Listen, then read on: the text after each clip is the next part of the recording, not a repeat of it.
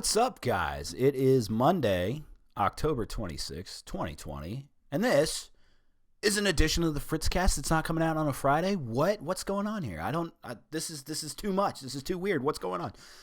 I just sat down and I just finished up a great conversation with the Libertarian-in-Chief, the Todd father, Todd Hagopian, who's running for Oklahoma Corporation Commissioner.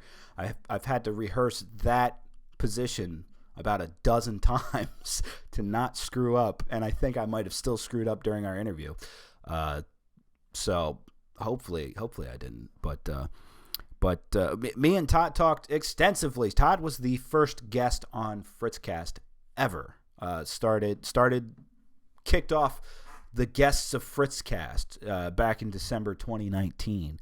And since then, you've seen some of the guests I've been able to bring on. Brian Nichols, Bill Ottman, the CEO of Minds.com, Joe Jorgensen, the Libertarian presidential candidate, Spike Cohen, the vice presidential candidate, Connor Dragotis. I've been able to have a lot of different names on. Adam Kokesh I had on during the campaign before the Libertarian nominee for president was selected. Jacob Hornberger, so many different people, and I credit it all. I stem it all from the Todd father, Todd Hagopian, because he gave me a good footing. He gave me a great first interview and gave me the confidence that I could, do this. So I had a very in-depth, interesting conversation with Todd about his race in Oklahoma, the state of local races for the Libertarian Party, races like Ricky Dale Harrington Jr., Donald Rainwater, even a couple that you probably haven't even heard of yet that are ones that we need to keep our eyes on as Libertarian voters and Libertarian promoters, which I'm grateful for. And so Todd coming on the show, being able to talk about all this, we even talk about the usual stuff: pandemics, Donald Trump, Joe Biden, divisiveness in politics, all that stuff. So it's a great jam-packed episode. I'm not going to keep you waiting on an intro. I'm just going to tell you right now, get ready and tighten your seatbelts, because this is Todd Hagopian on the FritzCast for a second time, the first guest ever and the first return guest.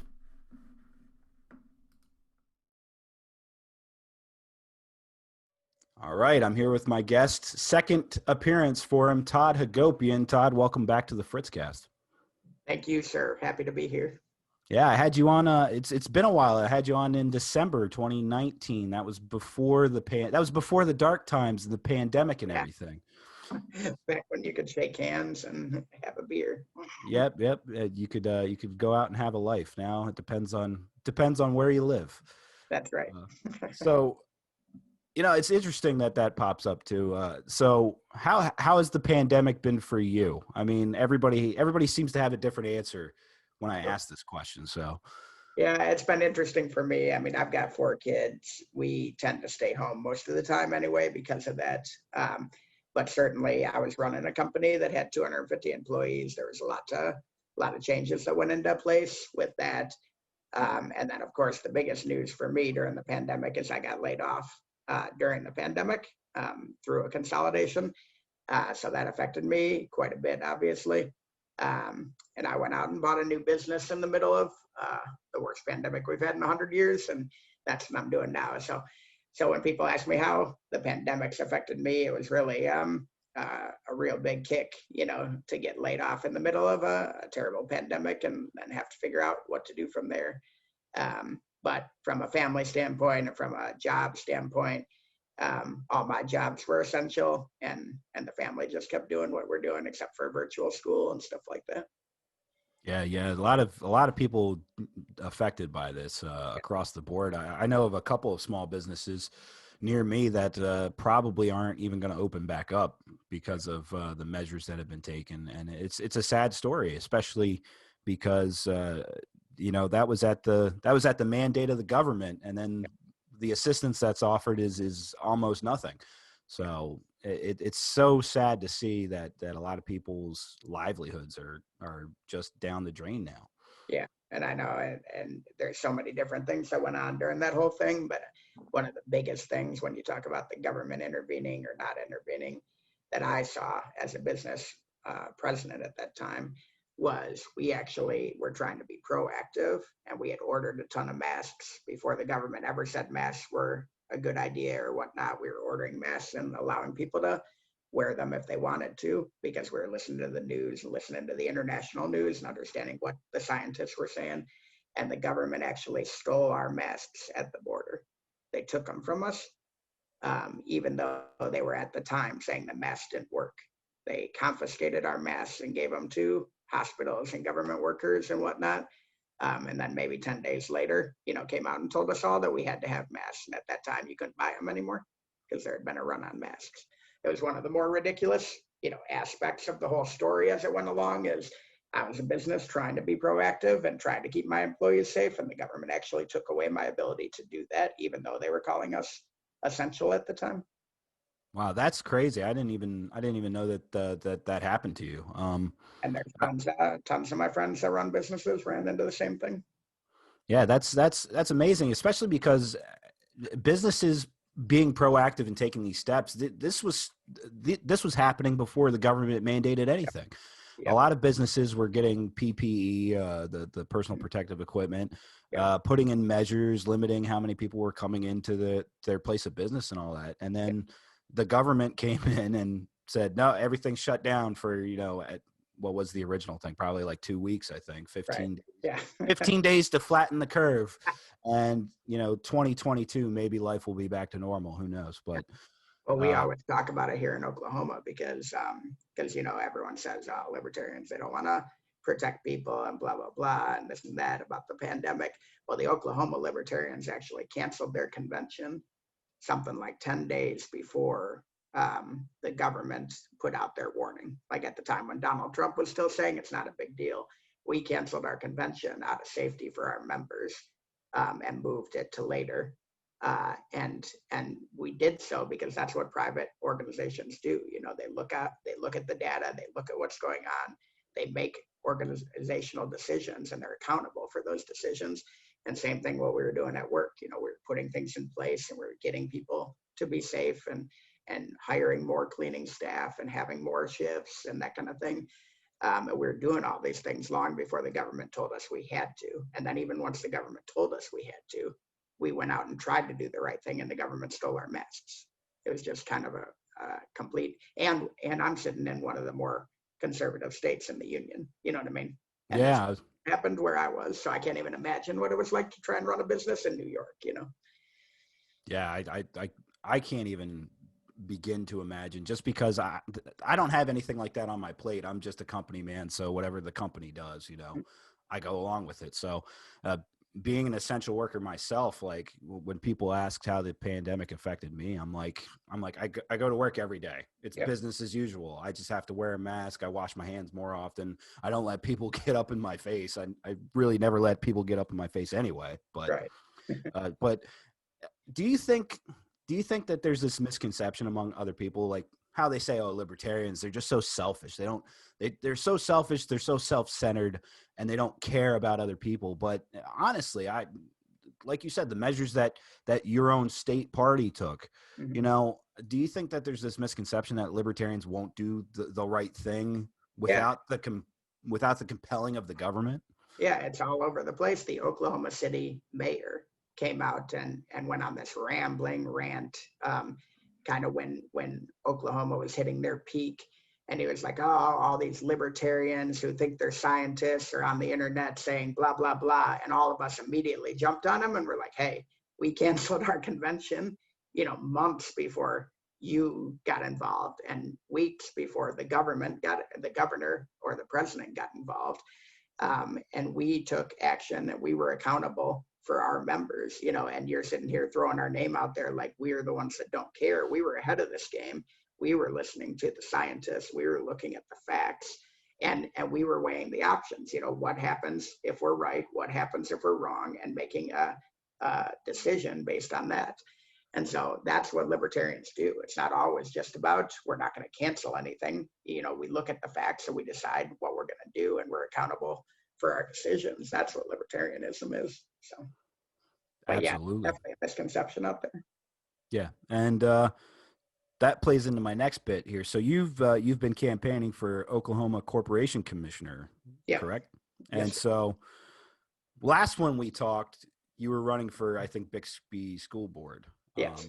And then so what happened with that? And then what happened to inspire you to want to run for Oklahoma Corporation Yeah. Commissioner? And if you remember right before that, I was running for LNC chair. So I feel You like were. I've been running and losing for stuff pretty constantly over the last 12 months. But no, so I mean, I ran for chair to try and help fix the party. But one of my planks in chair was that we should run local and focus on local. When I realized I wasn't getting enough traction in the chair race, I said, okay, I'm going to put my money where my mouth is and I'm going to run a local race. So I ran for Bixby School Board. Complete disaster for a couple of reasons. One, I got terribly sick. Probably not COVID, but it was right around that time where it could have been early COVID case. So I was out for a couple of weeks, and it was a short period of time to campaign. Two, I was running against Teacher of the Year. Everyone knew her. I didn't because I hadn't been in Bixby that long, but she basically just destroyed us. She got 90%. The other two people, including myself, got 5% each. So good experience, got to talk to a lot of people towards the end of the campaign, got to handle campaign finance and got to run a local race. It was nonpartisan, so no one even knew I was a libertarian.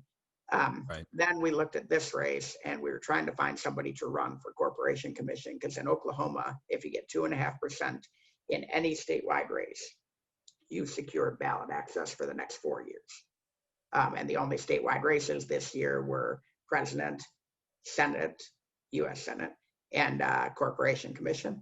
And obviously, we didn't know if we were going to get the president 2.5%. You just never know. Right. Put somebody in the Senate race. But again, that's another one where you don't know if you're going to get it. Inhofe is a pretty powerful senator, and pretty popular in Oklahoma. And Corporation Commission seemed like a pretty good chance of getting the 2.5%. So we were watching the race. There's like a 3 or 4 day filing period, 3-day filing period. And no Democrat filed for the first 2 days. And all of a sudden, we're like, this might end up being a one-on-one race, which has happened multiple times in the Corporation Commission, where it's either one-on-one or even unopposed. And so on the last day, we jumped in, and it turned into us versus 2 Republicans. The 2 Republicans went at it in a primary, and now it's me versus the incumbent. But when we went in that last day and decided it was going to be a one-on-one race, it came down to, okay, if this is going to be a one-on-one race, let's go find a candidate who really has the experience, who can really go after this and who can do the job and make a real campaign out of it. And we all kind of circled up and decided that I was the guy, and we went forward with it. Yeah. And how has that experience been in campaigning? I mean, obviously it's not traditional campaigning in some senses because of, COVID and restrictions that are in place, but how have you been campaigning and how has that experience been for you? It actually played into my strengths a little bit in that I'm not a big retail campaigner. I've got a big job that takes up a lot of my time. I've got 4 kids. We don't have a ton of money in the libertarian campaign, so we can't go out and, put signs up all over the state.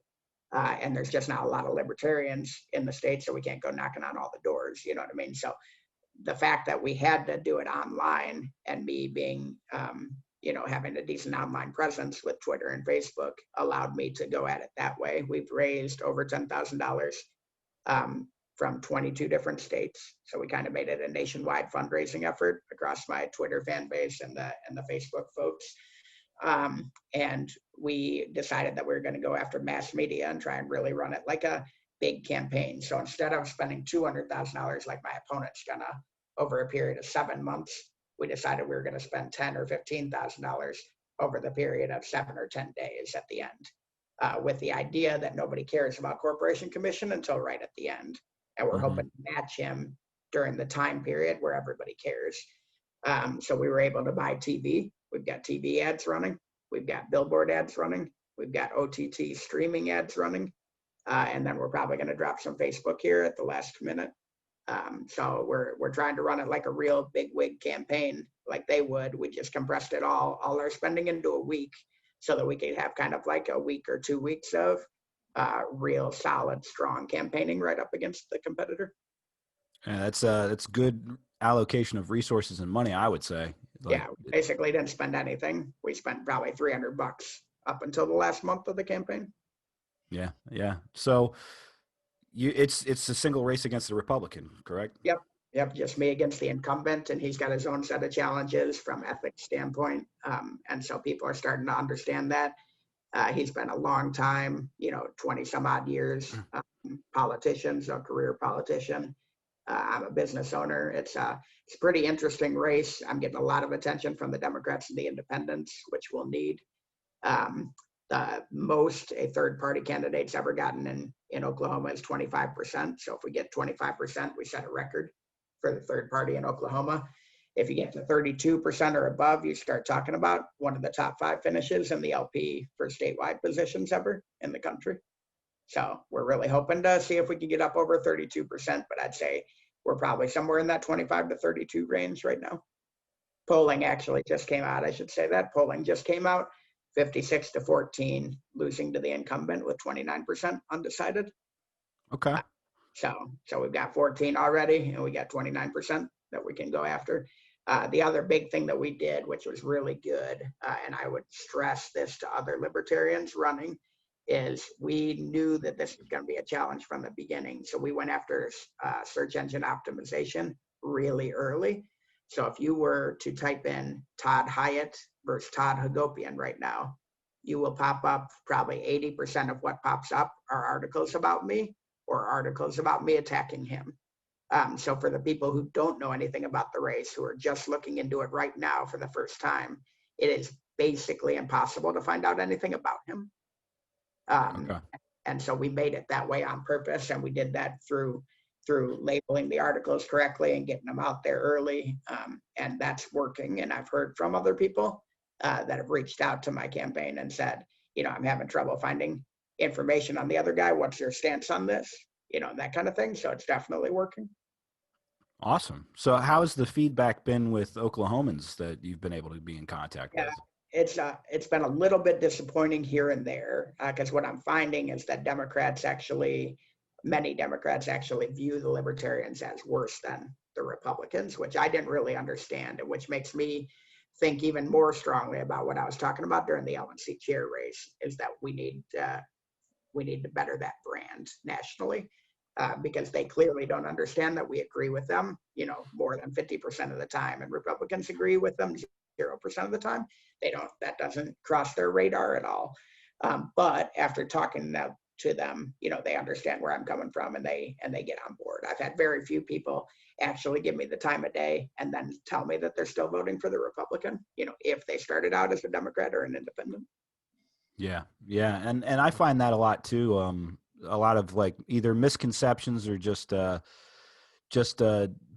preconceived notions against libertarians about, where you would line up politically. A lot of the Democrats that I end up talking to think that they think that I'm some kind of like hyper Republican or something. Right. And I'm like, whoa, hold on. I'm like, if I was a Republican, I would be in the Republican Party, right, and I'd be talking about those points. But, I'm like, if we agree halfway on these things, some of the other things, we might butt heads over, but that's what we're supposed to do anyway. We're supposed to debate those things out. And so do you find people are open to that once you get a chance to talk to them, like one-on-one? Or yeah, and I'm probably a little blessed in that there is no Democratic opponent.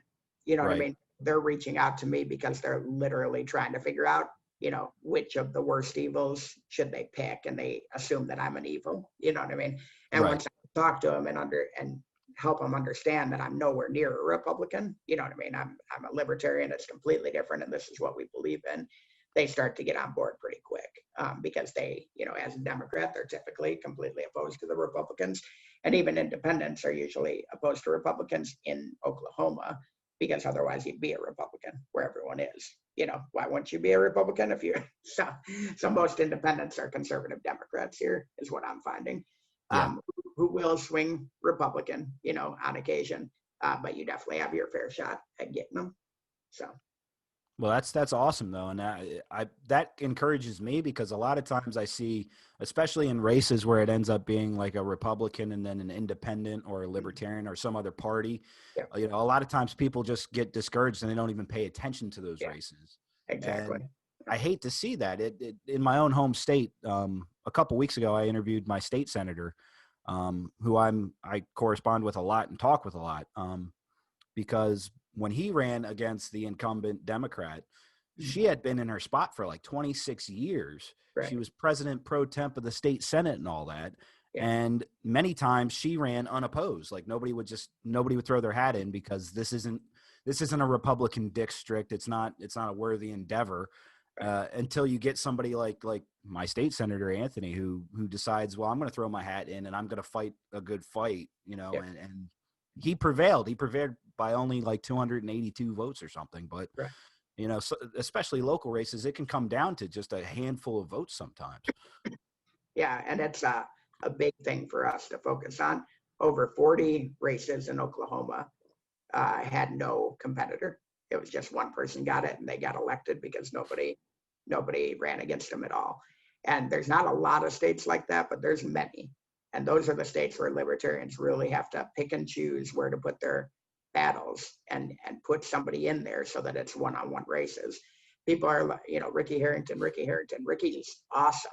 But the reason we're all talking about Ricky Harrington is because it's a one-on-one race. Yeah. Right. And that's why it's so important, because now we're getting our message out.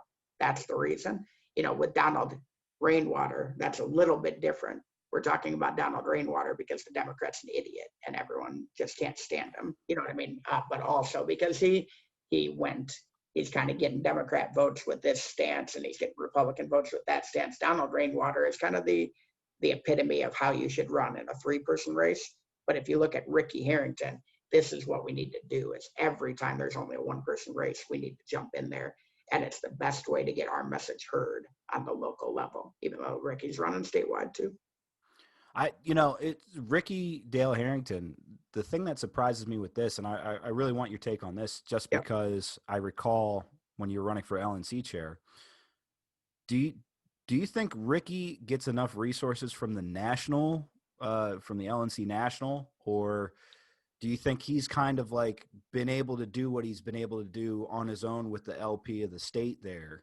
Yeah, I'm not 100% familiar with what Ricky's gotten from national. I've probably gotten 2 emails from national touting Ricky's campaign, which has been nice. I don't know how much he's gotten out of that. I think that Ricky has gotten a lot more help from his own state party, but then also just from the internet libertarians. That's a lot of what I found in my race, even though it's not as high profile, is that people are sick of giving $50 to somebody who's going to get 3% of the vote. They want their $50 to matter. And Ricky, has a chance to win. Donald has a chance to win. I've got a chance to win. And that's why we're pulling these donations from all over the country instead of just that state. Now, should the national do more? I don't know how much the national could do. But what I do know is that they do a lot for the presidential candidates, and then not a lot for local. And that's always been, one of my issues that I hit on last year. So, I mean, it goes back to, I don't know how familiar you are with the Mises Caucus, the LP Mises Caucus, but one of their things is they pick a handful of people who are running, and they gave them a significant amount of money for a local race so that they can actually do something with it. So instead of giving, $15,000 to Joe Jorgensen in some way, they might actually max out with Joe, I think, but instead of giving big money to gubernatorial candidates that are in 3-way races, they go real local. They find somebody who's going to benefit from $2,000, and they give that guy $2,000 and help him try and win a local race. That's what we need to do a lot more of, is we need to spend our time and resources where we get the biggest return on investment.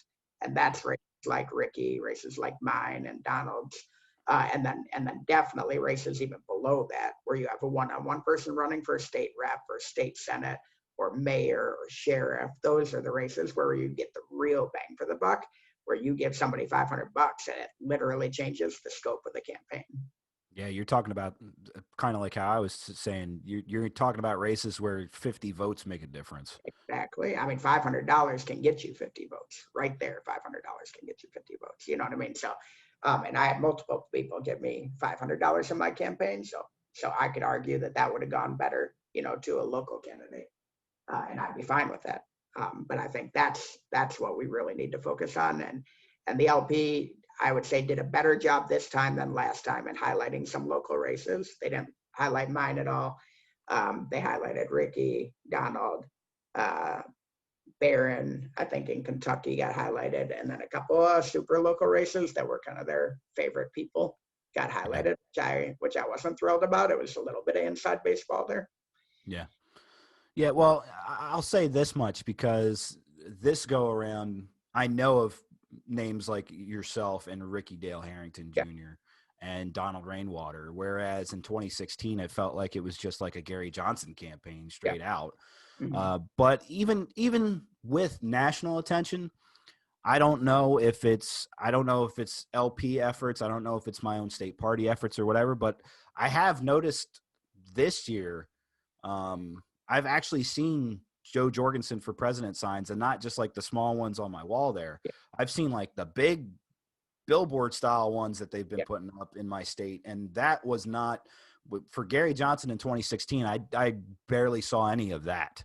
Yeah, what they've done differently from what I can tell, and I know the person who's running the Oklahoma Jorgensen campaign, from what I can tell, is they've done a much better ground game than Johnson did. You know, they've had this bus tour, they've had 2 events in Oklahoma, they've had other events outside, you know, in other states. They get a decent number of people, they show up, and at those events, they're handing out the signs and they're signing up volunteers, and they're working the ground game, whereas the whole deal with Johnson and Weld, and the whole reason I think Weld became our VP candidate is because they basically brought money to the table, right? Mm-hmm. And then they used that money a little bit how I am in my race, where it's just kind of like, you know what, we're not going to do the ground game. We're just going to do all the big stuff and try and play that we're a big campaign. And it worked. I mean, we obviously had a very good, from a vote standpoint, electoral season in 2016. So it's going to be really interesting to see how Joe does, because I do think that the polls, well, let's put it this way, she's way down compared to Johnson in the polls from 2016. Johnson massively underperformed his polls. I think Joe will minimally outperform her polls, and they'll end up, you know, close to each other, is what I'm hoping. But I think that her ground game is a lot stronger. What I think is going to be really interesting and will teach us some lessons is what happens in these states like Arkansas, where Ricky is a big deal. Does that yield Joe votes or not? So what I'm looking forward to do is, did she beat Johnson in Arkansas, but lost to Johnson in other states? And what that tells me is you put strong local guys up and it helps the presidential candidate and not the other way around. So that's one of the things that I personally am watching, because I think it's going to be interesting learning. And if we find out that, then there's a real use case, for a business case for showing national that we should be putting money towards the local candidates that can lift a presidential candidate up rather than the other way around. Yeah, I think that's probably one of the biggest issues I've had with the Libertarian Party itself, is just that oftentimes there's so much focus on just the presidential race. Yeah. And then and it's always sometimes talking with other libertarians too, that so much focus on the presidential race as if you can change things from the top down. Right. And every indication that I've seen is that bottom up is what makes that work. And I've had this discussion with a lot of folks, and I've learned a little bit about this because I was preaching, you know, forget the presidential race and this and that. There are quite a few states that have ballot access directly linked to the presidential race. And so if we really wanted to be strategic, that's where we would spend money on the presidential race and not spend money in the other states. You know what I mean? And then we would spend our money on local races in the other states. So for example, Oklahoma, there's no real reason to spend money on Jorgensen here if the corporation commissioner can get you the ballot access. You know what I mean? And then you go to another state where it has to be the president. Okay, well then spend more money in that state and more time in that state so that we ensure ballot access and we don't have to fight that fight.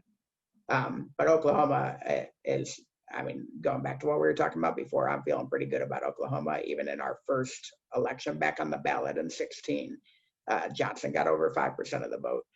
There's a heavy independent presence here, and the ground game has been pretty strong. So I'm feeling good about what Joe's doing here compared to what Johnson did. Oh yeah, and I have nothing but praise for Joe and Spike doing things like the bus tour, Yeah, because in 2016 I don't recall Johnson Weld being anywhere near where I was to go see them. I've actually seen Joe at one of these bus right. campaigns because she came here to Delaware, and Yeah, it was a good showing of people that was there. yeah, I was actually surprised at how many people had showed up to see it, because it's Delaware, it's Joe Biden's state. You right, know, there's no Joe Biden signs around, but everybody's going to vote for right. Joe Yeah, Biden. But I think that ground game, it plays an important role. I'm with you. I think it will be very interesting to see the results of it. mhm, That's my big hang up right now, is because 2016 I was like, you had probably historically the most two unlikable candidates. I yeah, think, I think right now in 2020 it's not much better, but at the same token, I think the 2016 lineup of candidates was worse yeah, than what it is now. I think now we're on a different level with how people are approaching the race. I mean, yeah. that's something that we should probably finish out on. Sure. We've seen Joe Biden, we've seen Donald Trump, and we've seen Yeah. how those campaigns work. We've seen their one atrocious debate and then their follow-up debate. I mean, what are your thoughts on how that race has been going? Yeah, I mean, I would regrettably, what I'm going to say is that I think that both of them are more likable than the candidates, quote unquote candidates that ran in 2016. Joe Biden, more Democrats like Joe than Hillary, Mhm. and Donald Trump, more Republicans today like Donald Trump than they did back in 2016, is my opinion. I know there's the Lincoln Project and all this, and people try to forget that that was actually a thing back in 16, but there were plenty of Yeah. Republicans, myself included, who left the party in 16, Right. because of Trump. There's a lot less of those, I think, now. So I think that unfortunately 2020 is not as good of an election for third parties. It won't be as good of an election for third parties as 2016 is. That's my opinion. From the standpoint of the race goes, I just did my electoral map prediction, and I've got 285 for Biden. I think Biden wins with 285 electoral votes. I think that Pennsylvania is going to be the key. And I think Trump and Biden both figured that out this week. You saw that Trump was there 3 times today, and Biden showed up there unexpectedly. It wasn't even on his radar. So I think it's going to be 285 for Biden if he wins Pennsylvania, and 273 for Trump if he wins Pennsylvania. Mhm. And the rest of the country is pretty much figured out already where they're going to end up. Yeah. What do you think? What do you think total popular vote will come down to? I think Biden's going to win pretty significantly more than Hillary did. Um, and that's going to spark another electoral college discussion. You know what I mean? Yeah. Especially if Trump finds a way to win, but even if he doesn't, and Biden squeaks out a victory, while Trump loses the popular vote by a lot, I'm guessing that Biden wins by 6%. I Yeah. think it's going to be significant. Yeah, Yeah. With Hillary, it was 3 million votes, I think. So yeah, I could easily see the same scenario, but I think at least according to the polls, and the pollsters have adjusted their style from 2016 because they know they bungled it. But I think the interesting part, if you've been watching, is these early voting totals have been Yeah. crazy. In Oklahoma, 70% of the early votes have come, or sorry, 70% of the early voters have been registered independents or Democrats, Yeah. even though they only make up about 40% of the electorate. Right. So independents and Democrats are voting much higher numbers early than Republicans. Um, and then younger people, supposedly, is what I'm hearing, are voting much more, and minorities are voting much more in higher numbers. And so if this actually raises the tide of how many people vote, it seems like that tide is swinging towards the left. Hmm. And polls are going to be wrong the other way. And it's actually going to swing more towards Biden than people realize. I'm not calling that yet, but I do think Biden's going to win by 6%. I think it's going to be a pretty significant popular vote win. And there will be a pretty big problem in the country if he wins by that much and Trump ekes out a small electoral college victory. I think it's still legitimate. The electoral college is what it is, and it's supposed to be that way so that small states get paid attention to. But that'll cause a rough 4 years, I think. It will, and then this doesn't even cover the fact that I've been saying this for the past couple of weeks because it's the new talking point. Joe Biden comes out, I think it's what 9 days or 8 days to election day, Yeah, but they all say that, and I'm like, okay, in the past, yes, we have election day, we go to bed and like at 3 o'clock in the morning on the East right, Coast, we know who's won. right. That's not going to be the case this year. Yeah. This year, it's at least going to be till the end of the week, if not, a week Yeah. plus a couple of days. Well, I And mean, yeah, the problem is Pennsylvania. If Pennsylvania comes down to being the swing state, yeah, as long as they're postmarked by election day, they count. yeah. So we So won't know until the weekend, you know.